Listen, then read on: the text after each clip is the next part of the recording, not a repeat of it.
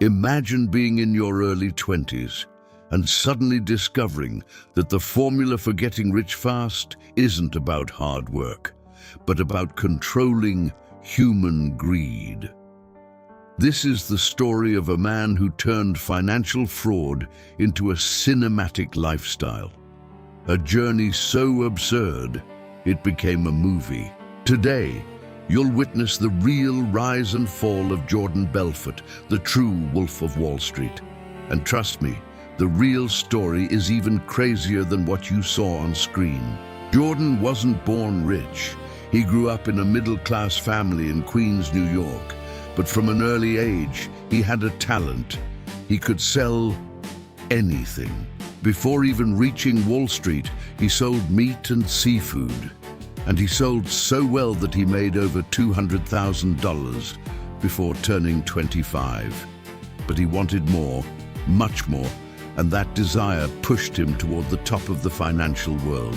When Jordan finally entered Wall Street, he was fascinated. He saw men making millions simply by persuading others over the phone.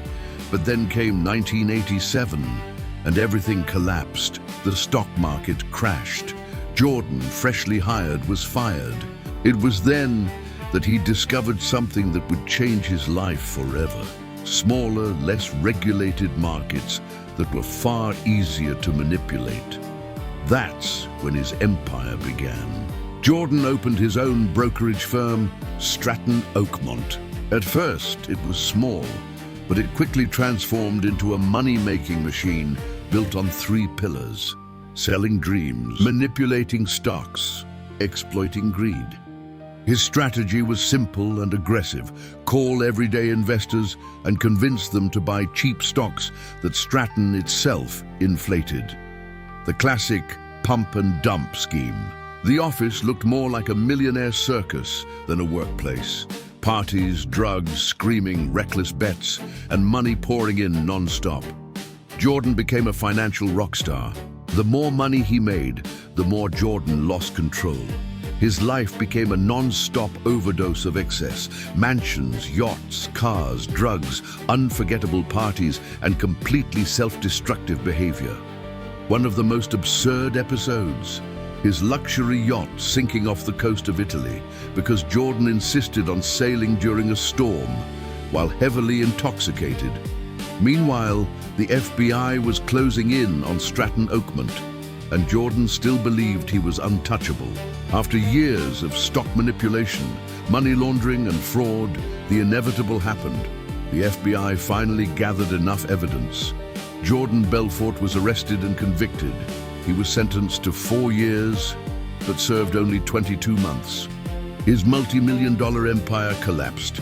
But what happened next? No one expected it. After leaving prison, Jordan did something unexpected. He turned his life, filled with crime, excess, and destruction, into a multi-million-dollar business. He wrote his autobiography, which became the film The Wolf of Wall Street, directed by Martin Scorsese and starring Leonardo DiCaprio. Today, Belfort gives motivational speeches, sells courses, and remains a controversial figure. Some see him as a genius speaker, others as a fraudster repackaging his own past. Jordan Belfort became a legend not because he was a hero, but because he is a warning. His story shows how far greed can take you, and how thin the line is between ambition and destruction. If you want more real stories of power, money, and crimes that shock the world, leave your like, subscribe to the channel, and turn on notifications.